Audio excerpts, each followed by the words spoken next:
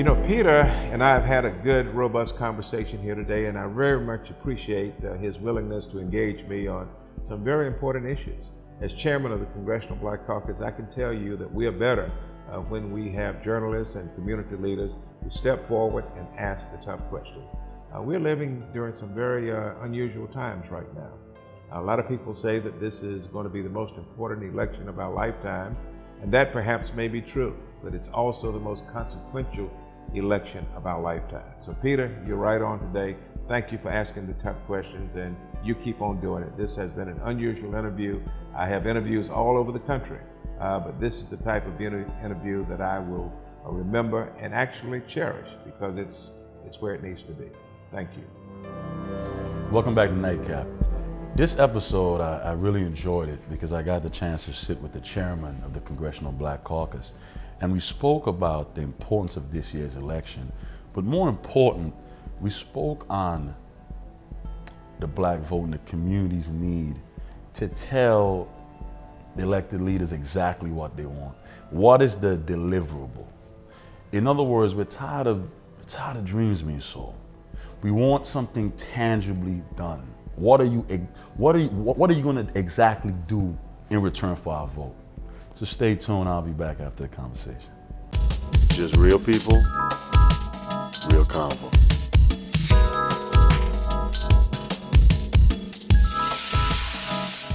I'm Peter Bailey, and after my conversation with Rakim, I headed to the Urgent Inc. offices in Overtown, where G.K. Butterfield, the chairman of the Congressional Black Caucus, met with the Overtown Youth Council, alongside a host of entrepreneurs and community leaders to discuss building a robust economic infrastructure for blacks here in Miami.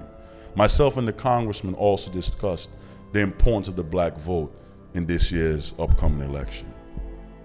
Congressman, appreciate you speaking with me. First and foremost, you're the president of the Congressional Black Caucus.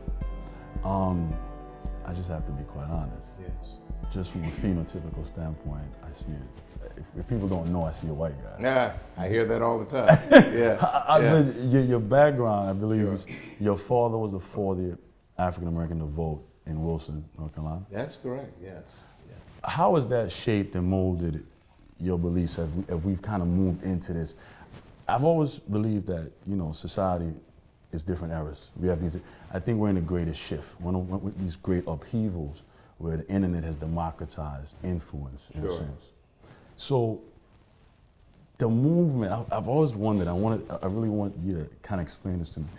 This generation is saying, okay, we want ownership. We're fighting for ownership. In days of old, that generation was fighting for inclusion, right? Yes. Do you see the movement shifting, or is it the same? Are we in the same fight with different tools?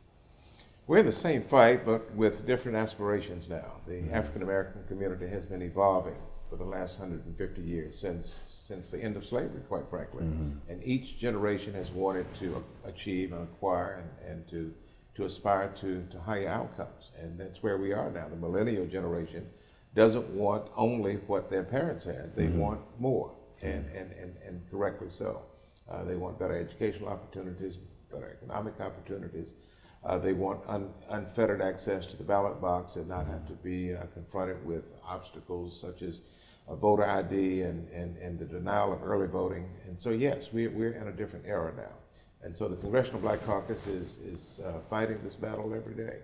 Mm-hmm. We have 46 members of the CBC, 45 Democrats, 1 Republican, and 45 Democrats, I can tell you, are on one accord.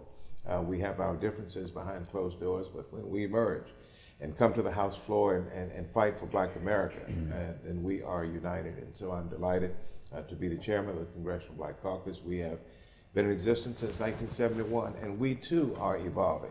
Yeah, we too are. I evolving. wanted to touch on that because you touched on the millennial generation, and I'll be honest, there's a disconnect. Mm-hmm. My generation, by and large, has really no solidarity with either party. We look at this current election, and tell me if I'm incorrect. Sure. I see Trump. He's feeding his constituents. He's telling them what they want to hear. So it's dangerous because in a way he's kind of empowered a whole new generation of white supremacists, whereas Hillary, she tells her constituents what they want to hear too. So it's this gray area that a guy like me who's progressive and independent. Sure. We don't have allegiance to either or.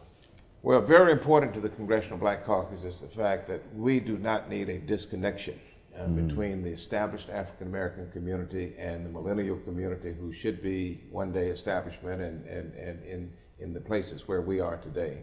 We need solidarity and unity within the African American community, and that is our goal.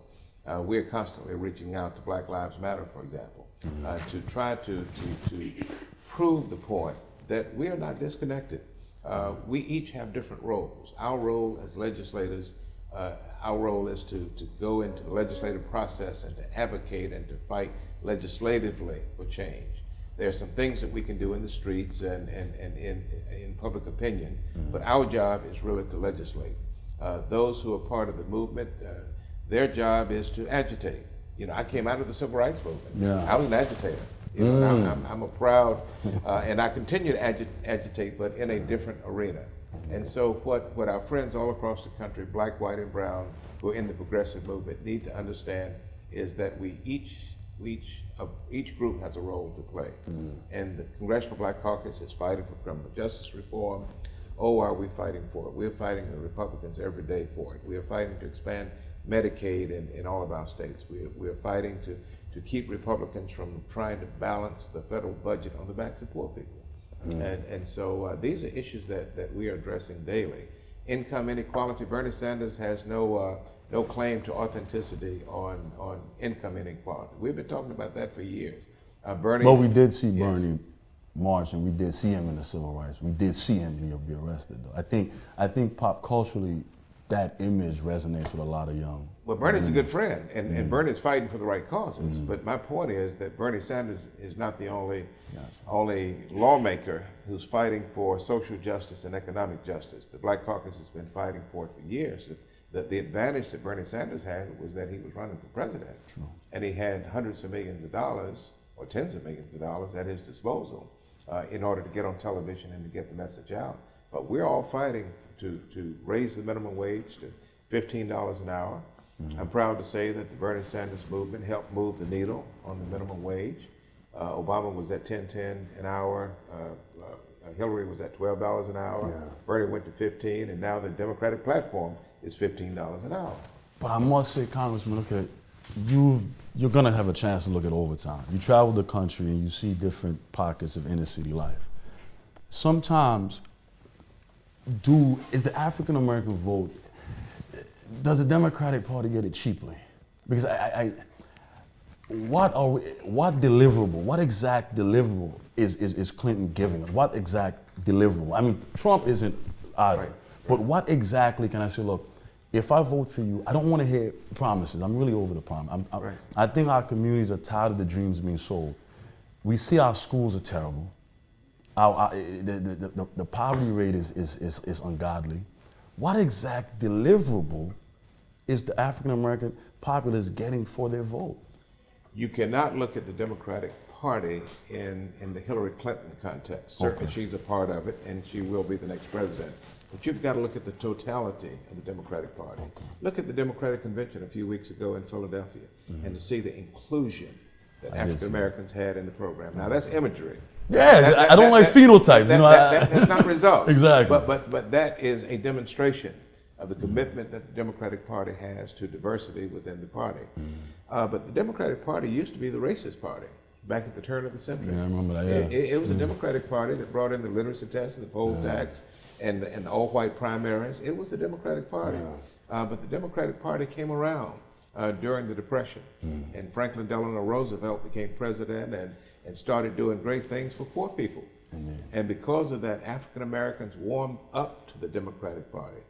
And then President Kennedy came along with the Civil Rights Act, and President Johnson with the Voting Rights Act, and I failed to say that FDR came up with Social Security, Lyndon Johnson with Medicare and Medicaid.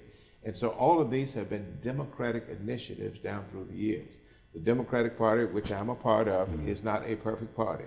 We have our shortcomings, and we're fighting every day to correct that. But when you take the Democratic Party and compare it to the Republican Party, there is no comparison. The Democratic Party understands the importance of empowering those who otherwise would not have. What about that middle group, that progressive middle group, that black African American group that's educated, they're upperly mobile, they're not in the inner city, and they're saying, you know what, the Democrats tend to patronize poor people. The GOP tends to be just racist. What about that group that says, look, I don't need welfare reform. I'm a business owner. I graduated from a top tier Ivy League school, and I want, what is the Congressional Black Caucus doing to empower real investment so blacks can now have their own plot of land, their own stake in the game? Well, you start with home ownership. You know, home ownership is the #1 asset that African Americans own. If you don't own your home, you're not on a good track.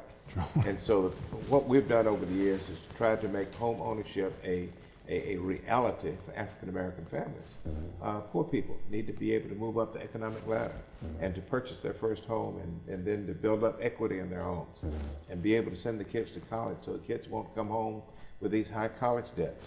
And then be in a position so when they pass away and die, they have an asset to pass on to future generations. That's where we start, with home ownership.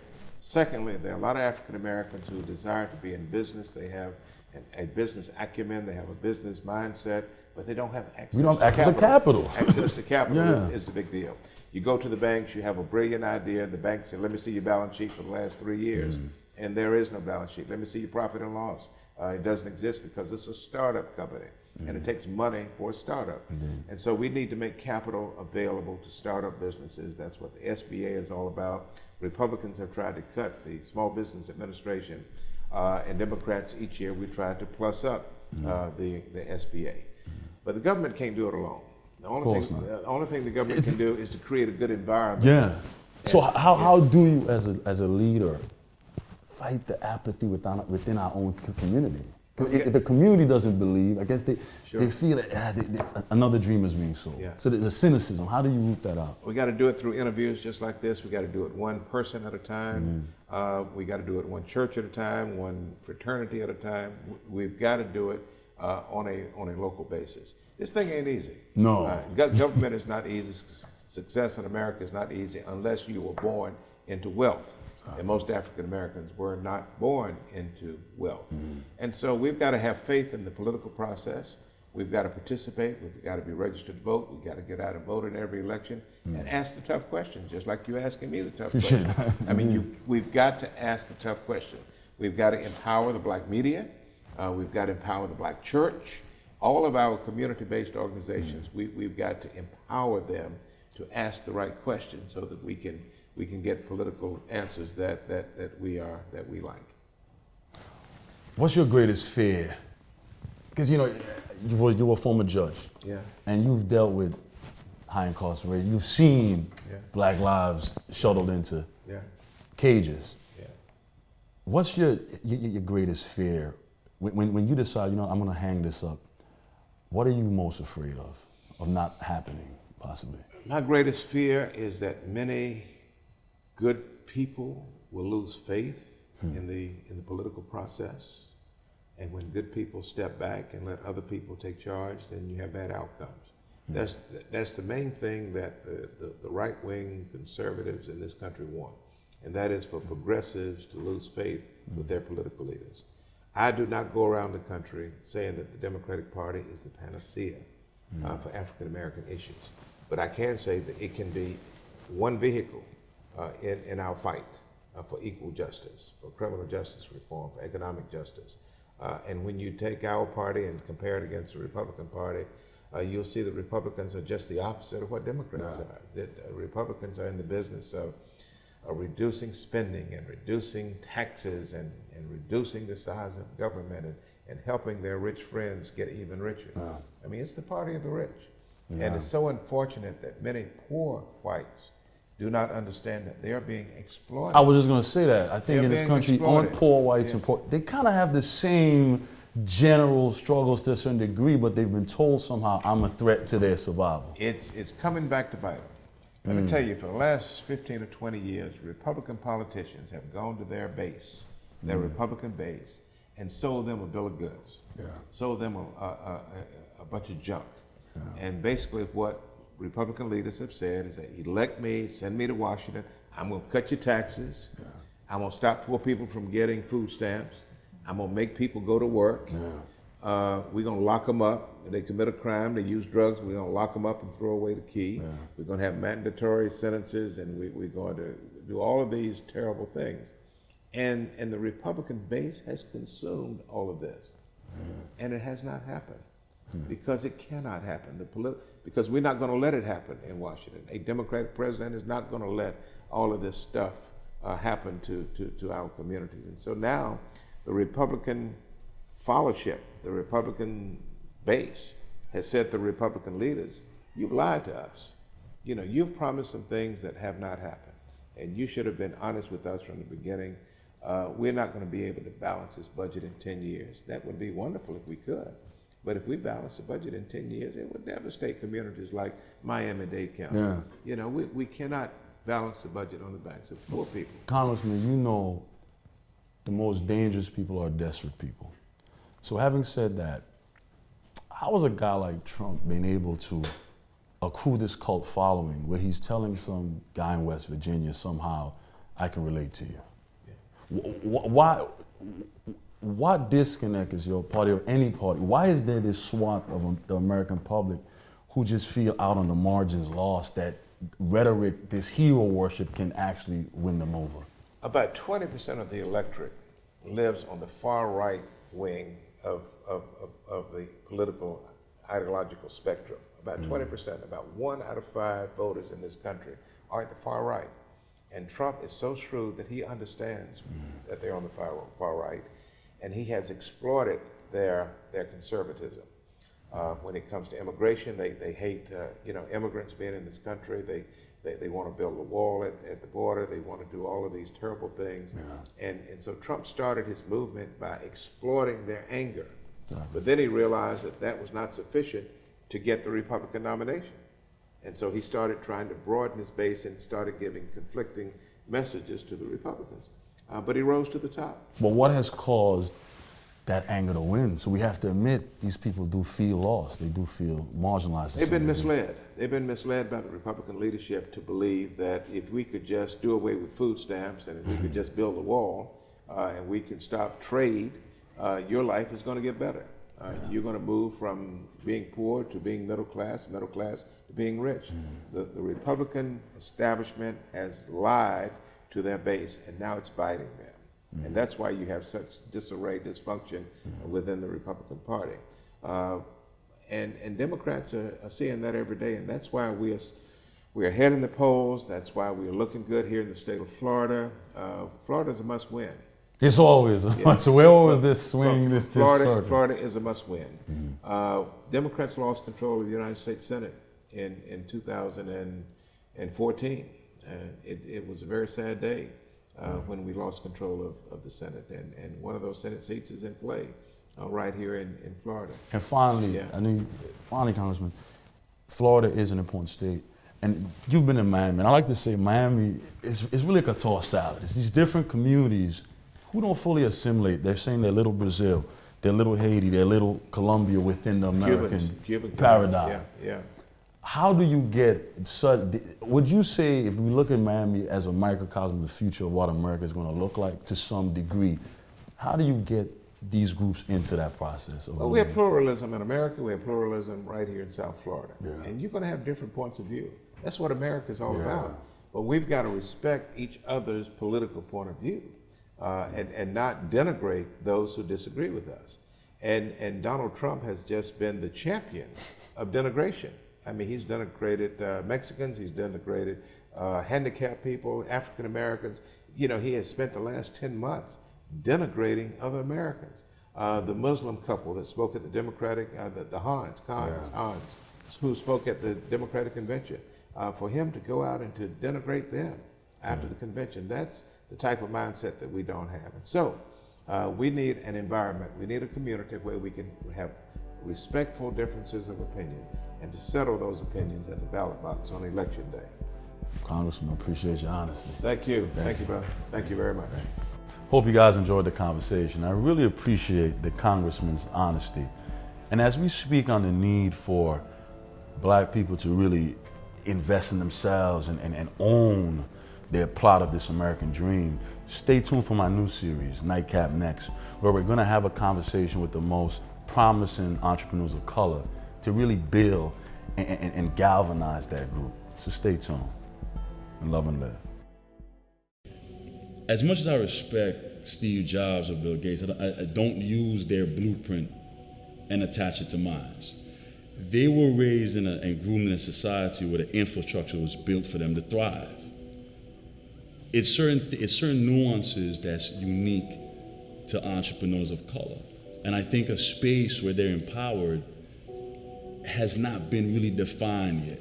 A space where their truth, their sensibilities, the way they understand the world in a real way beyond the semantics, the formulaic networking and business cards, that's not been realized. So I want to bring that same level of truth and authenticity and harness it within entrepreneurs.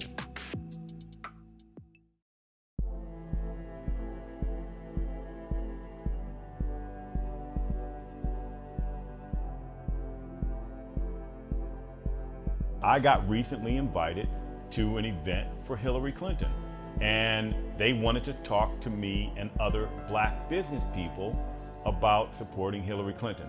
Now, first of all, if you look at her entire brain trust on her campaign, there's nobody. Just real people, real convo.